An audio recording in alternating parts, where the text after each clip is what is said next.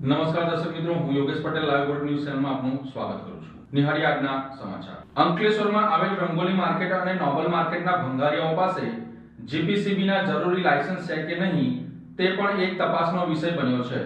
અંકલેશ્વરમાં આવેલ રંગોલી માર્કેટ તેમજ નોબલ માર્કેટના ભંગારીયાઓ જે તે કંપનીઓમાં જેવી કે કેમિકલ, ફાર્મા અને પિગમેન્ટ જેવી કંપનીઓમાંથી કેમિકલયુક્ત પ્લાસ્ટિક બેગો, કન્ટામિનેટેડ પ્લાસ્ટિક બેરલો તથા અન્ય વેસ્ટ કચરો લાવવા માટે જરૂરી જીપીસીબીના રૂલ 9 અને સીસીએની મંજૂરી છે કે નથી. જો મંજૂરી નથી તો કંપનીઓ દ્વારા આવા કેમિકલ વેસ્ટ પ્લાસ્ટિક બેગ તથા કન્ટામિનેટેડ ડ્રમો કેવી રીતે ભંગારીયાઓને આપી શકે તે પણ એક તપાસનો વિષય જીપીસીબીની કચેરી માટે બન્યો છે.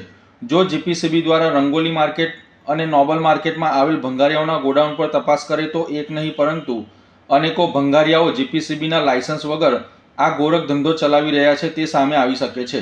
જ્યારે કેટલાક ભંગારીયાઓ જીઆઈડીસીમાં પ્લોટ વેચાણ તથા ભાડે રાખીને જીપીસીબીના રૂલ 9 અને સીસીએની મંજૂરી મેળવીને કેમિકલ, ફાર્મા તેમજ પિગમેન્ટ કંપનીઓમાંથી વેસ્ટ પ્લાસ્ટિક મટીરિયલ લાવીને વેસ્ટ કન્ટામિનેટેડ અને વેસ્ટ કચરો રંગોલી માર્કેટ અને નોબલ માર્કેટમાં ગેરકાયદેસર રીતે તેનો નિકાલ કરી રહ્યા છે. જ્યારે આ વેસ્ટ પ્લાસ્ટિક બેગ અને કંપનીઓમાંથી નીકળતા વેસ્ટ કચરો રંગોલી માર્કેટ અને નોબલ માર્કેટમાં આવ્યા પછી તેને સળગાવી અને વોશ કરીને હવા અને જમીનમાં પ્રદૂષણ ફેલાવવાનું કામ આ ભંગારીયાઓ દ્વારા કરવામાં આવી રહ્યું છે અને અંકલેશ્વરના માનવ જીવન પર એક જોખમ ઊભું કરવાનું સમગ્ર ષડયંત્ર આ ભંગારીયાઓ દ્વારા વર્ષોથી ચલાવવામાં આવી રહ્યું છે.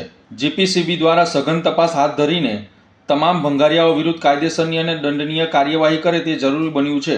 જો તેમ કરવામાં નહીં આવે તો અંકલેશ્વર તેમજ આસપાસના ગ્રામજનોના જીવન ઉપર એક મોટું સંકટ તોળાઈ રહ્યું છે તેવું સ્પષ્ટ દેખાઈ રહ્યું છે.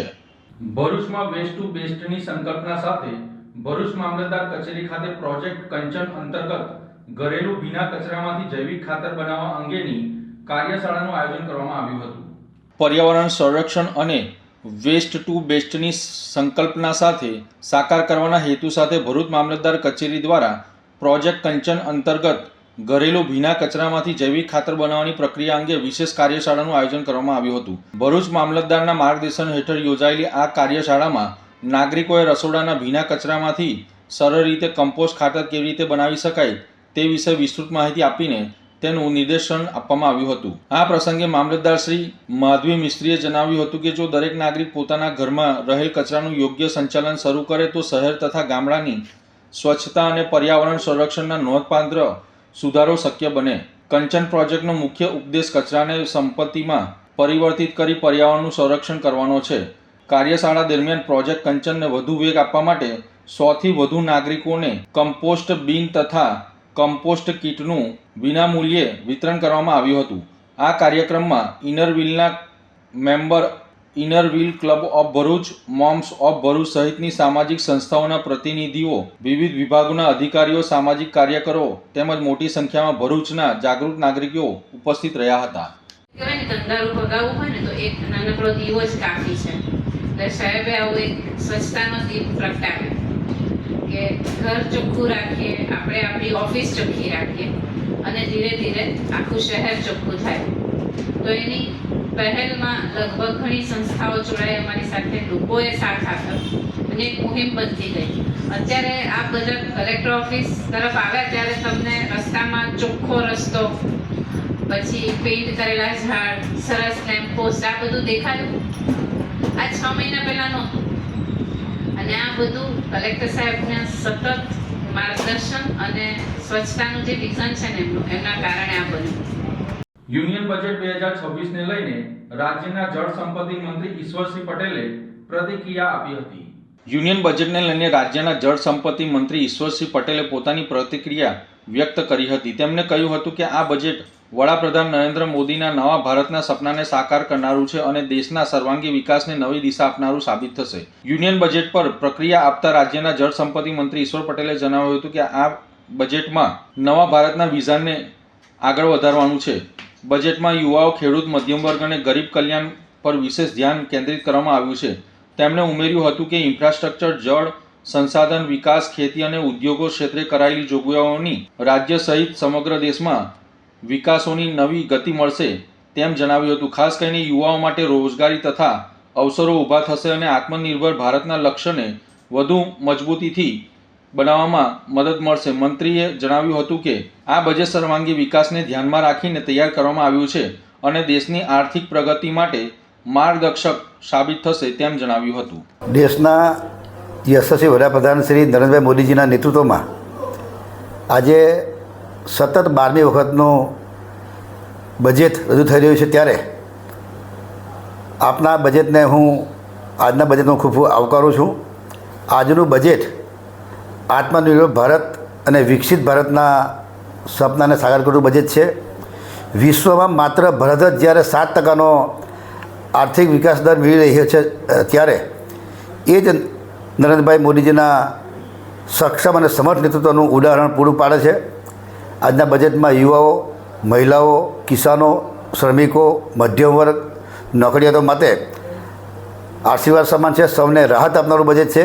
આજનું બજેટ ભારતના વિરાસતને જીવંત બનાવનારું અને નવા ભારતના નિર્માણને સાકાર કરનારું સક્ષમ બજેટ છે, જેને હું સહર્ષ આવકારી દેશના વડાપ્રધાન શ્રી નરેન્દ્રભાઈ મોદીજીના અને તેમની કેન્દ્રીય ટીમને હું ખૂબ ખૂબ અભિનંદન પાઠવું છું. અંકલેશ્વરના ગોલ્ડન બ્રિજ પાસેથી પસાર થતી નર્મદા નદીમાં ફોટો પાડવાના ચક્કરમાં એક યુવકે પોતાનો જીવ ગુમાવ્યો છે. ભરૂચ ખાતે આવેલ ગોલ્ડન બ્રિજ નજીક શનિવારે એક દુર્ઘટના સર્જાઈ હતી. બ્રિજના છેડે ફોટોગ્રાફી કરતી વખતે એક યુવતીનો પગ લપસતા તે નદીમાં પડવાની કગાર પર આવી ગઈ હતી. યુવતીને બચાવવાના પ્રયાસોમાં સાથે આવેલ યુવક નર્મદા નદીમાં પડી જતા લાપતા બન્યો હતો. મળતી માહિતી મુજબ ભરૂચના પુનગામ વિસ્તારના નયન વસાવા અને હિરલ વસાવા ગોલ્ડન બ્રિજ તરફ ફરવા આવ્યા હતા. આ દરમિયાન ફોટોગ્રાફી કરતી વખતે હિરલ વસાવાનો પગ અચાનક લપસ્યો હતો. યુવતીને બચાવવાના પ્રયાસોમાં નયન વસાવા નદીમાં ખાબક્યો હતો. સ્થાનિક લોકોની મદદથી યુવતીને તરત જ સુરક્ષિત બહાર કાઢીને બચાવી લેવામાં આવી હતી, પરંતુ યુવક નદીના તેજ પ્રવાહમાં વહી ગયો હતો. ઘટનાની જાણ થતાં જ ફાયર વિભાગની ટીમને જાણ કરી ફાયર વિભાગની ટીમ ઘટના સ્થળ પર પહોંચી હતી અને નર્મદા નદીમાં બોટ તથા તરવૈયાઓની મદદથી યુવકની શોધખોળ માટે સર્ચ ઓપરેશન શરૂ કરવામાં આવ્યું હતું. અંકલેશ્વરના નવા છાપરા ગામે વિદેશી દારૂના જથ્થા સાથે એક આરોપીને ભરૂચ એલસીબી પોલીસે ઝડપી પાડી કાયદેસરની કાર્યવાહી હાથ ધરી છે.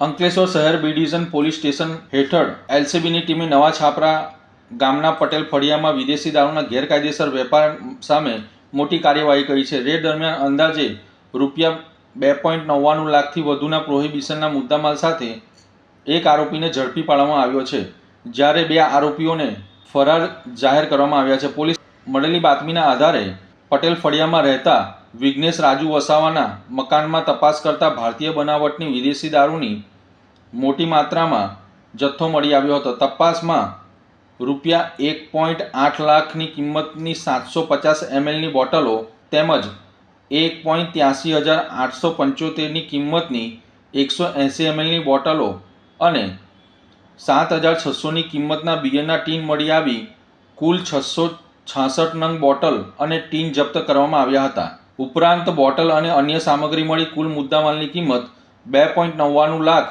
આંકવામાં આવી છે. પકડાયેલ આરોપીઓએ દારૂ રાખવા માટે કોઈ પાસ કે પરમિટ ન હોવાની કબૂલાત કરી હતી. તપાસ દરમિયાન ખુલ્યું છે કે આ ગેરકાયદેસર દારૂની હેરાફેરીમાં મિતેશ ઉર્ફે કાલુ ઈશ્વર વસાવા રહે નવાગામ કરારવેલ તથા અલ્પેશ ઉર્ફે અપ્પો વિનોદ વસાવા રહે નાના સાંજાના સંડોવણી જણાઈ આવેલ છે, જે હાલ ફરાર છે. પોલીસે ત્રણેય આરોપીઓ સામે પ્રોહિબિશન એક્ટ હેઠળ ગુનો નોંધી કાયદેસરની કાર્યવાહી હાથ ધરી છે. અંકલેશ્વર જીઆઈડીસીમાં આવેલી શ્રી શ્યામ ડાઇંગ મિલ નામની કંપનીમાં શેડ ધરાશાયી થતા 3 જેટલા કામદારોને નાની મોટી ઈજાઓ પહોંચી હતી. અંકલેશ્વર જીઆઈડીસીમાં આવેલી શ્રી શ્યામ ડાઇંગ નામની કંપનીમાં પતરાનો શેડ ધરાશાયી થતા 3 જેટલા કામદારોને નાની મોટી ઈજાઓ પહોંચતા સારવાર અર્થે હોસ્પિટલ ખસેડવામાં આવ્યા હતા. અંકલેશ્વર જીઆઈડીસીમાં આવેલી શ્રી શ્યામ ડાઇંગ એન્ડ પ્રિન્ટિંગ મિલ નામની કંપનીમાં ગત રાત્રિના સમયે પતરાનો શેડ ધરાશાયી થતા 3 જેટલા કામદારોને ઈજા થઈ હતી. કામદારો ઈજાગ્રસ્ત થતા તેઓને વધુ સારવાર અર્થે અંકલેશ્વરની સ્વાસ્થ્યમ હોસ્પિટલ ખાતે ખસેડવામાં આવ્યા હતા. જો કે આ કંપનીમાં બનેલ અકસ્માતની ઘટના અંગે કંપની દ્વારા જીઆઈડીસી પોલીસ સ્ટેશન કે સેફ્ટી ઓફિસરને જાણ કરવામાં ન આવી હતી. આ પરથી સ્પષ્ટ માલુમ પડે છે કે કંપનીના સત્તાધીશો દ્વારા આ ઘટનાને છુપાવવાનો પ્રયાસ કરવામાં આવી રહ્યો હોય તેવું સ્પષ્ટપણે માલુમ પડી રહ્યું છે. ભરૂચ ખાતે કબૂતર પ્રેમીઓ અને તેનું પાલન કરતા લોકોમાં ઉત્સાહ વધારવા માટે બીજા ઓલ ઇન્ડિયા પિજન શોનું ભવ્ય આયોજન કરવામાં આવ્યું હતું। ભરૂચ ખાતે કબૂતર પાલન અને કબૂતર શોખીનોને પ્રોત્સાહન આપવાના હેતુથી બીજા ઓલ ઇન્ડિયા પિજન શોનું ભવ્ય આયોજન ચાવડ નજીક આવેલ રંગૂન હોલમાં કરવામાં આવ્યું હતું। આ શોમાં ગુજરાત સહિત દેશના વિવિધ રાજ્યોમાંથી આવેલ કબૂતર પાલકો દ્વારા વિવિધ જાતિના કબૂતરોનું પ્રદર્શન કરવામાં આવ્યું હતું, જેમાં ગુજરાત, મહારાષ્ટ્ર, કેરાલા, પંજાબ, તમિલનાડુ અને તેલંગાણા સહિત વિવિધ રાજ્યોમાં કબૂતર પ્રેમીઓ ઉત્સાહપૂર્વક ભાગ લીધો હતો, જેમાં 14 અલગ અલગ બ્રીડના ફેન્ટેલ, લાહોર, જેકોબિન, કિંગ, રેસિંગ, હોમર સહિત 450 જેટલા દુર્લભ અને આકર્ષક જાતિના કબૂતરો દર્શાવવામાં આવ્યા હતા। આ શોમાં કબૂતરોની જાતિ, શારીરિક બંધારણ, રંગછટા, સુંદરતા અને આરોગ્યના માપદંડોના આધારે ઇન્ટરનેશનલ લેવલના અનુભવી નિષ્ણાતો દ્વારા મૂલ્યાંકન કરવામાં આવ્યું હતું, જેમાં શ્રેષ્ઠ કબૂતરોને પુરસ્કાર અને સન્માનપત્રો આપી પ્રોત્સાહિત કરવામાં આવ્યા હતા। આ પ્રસંગે આયોજકો દ્વારા કબૂતર પાલન અંગે જરૂરી માર્ગદર્શન, યોગ્ય આહાર, રસીકરણ, આરોગ્ય સંભાળ અને સંરક્ષણ અંગેની માહિતી આપવામાં આવી હતી। સાથે જ યુવા પેઢીમાં પ્રકૃતિ પ્રેમી અને પશુ પક્ષી સંરક્ષણ અંગે જાગૃતિ લાવવાનો પણ સંદેશ આપવામાં આવ્યો હતો। બીજા ઓલ ઇન્ડિયા પિજન શોમાં કબૂતર પ્રેમી પાલકો તેમજ નગરજનોની મોટી સંખ્યામાં ઉપસ્થિતિ જોવા મળી હતી। આ કાર્યક્રમને સફળ બનાવવા માટે આયોજકોએ ભારે જહેમત ઉઠાવીને કાર્યક્રમને સફળ બનાવ્યો હતો। હાલો, મારું નામ તકી પટેલ છે અને આજે અમે આ ઓલ ઇન્ડિયા પિજન શોનું આયોજન કર્યું છે। અમારા ક્લબનું નામ છે Gujarat Pigeon club. Gujarat Pigeon club છેલ્લા 2019 થી કાર્યરત છે અને અત્યાર સુધીમાં અમે 2 પિજન શોનું આયોજન કર્યું છે। પહેલો પિજન શો 2024 માં થયો હતો, એ ઓનલી ફોર ગુજરાત હતો, અને આ સેકન્ડ શો છે એ second all India pigeon show છે, જેના અંદર અમે ઓલ ઇન્ડિયાના પાર્ટિસિપેશન માટે એન્ટ્રી ઓપન રાખી હતી। અને આ શોના અંદર ઇન્ડિયાના લગભગ ઘણા બધા સ્ટેટથી, જેવી રીતના કેરલા, મહારાષ્ટ્ર, પંજાબ, તેલંગાણા, તમિલનાડુ, દરેક સ્ટેટથી કબૂતરોએ પાર્ટિસિપેટ કર્યું છે। શોના અંદર લગભગ 450 થી 500 બર્ડ હાજર રહ્યા છે અને આ શોના બર્ડ્સને જજ કરવા માટે ટોટલ 5 જજ આપણે ઇન્વાઇટ કર્યા છે, જેમાં 2 જજ જર્મનીથી આવ્યા છે, 2 જજ બહેરીનથી આવ્યા છે અને 1 જજ આપણા ઓમાનથી આવ્યા છે। અને આ બર્ડ જે છે એનું અત્યારે બહુ સારી રીતના કોમ્પિટિશન ચાલી રહ્યું છે અને અમારો ઉદ્દેશ્ય એ જ છે કે દરેક માણસ જે કબૂતરને પ્રેમ કરે છે અને એની હોબીને સારી રીતના આગળ વધારી શકે, એના માટે અમે આજે આ શોનું આયોજન કર્યું છે। તો આ હતા આજના સમાચાર। નવી ઘટનાઓ સાથે ફરી મળીશું, ત્યાં સુધી જોતા રહો લાઈવ ભરૂચ ન્યૂઝ ચેનલ।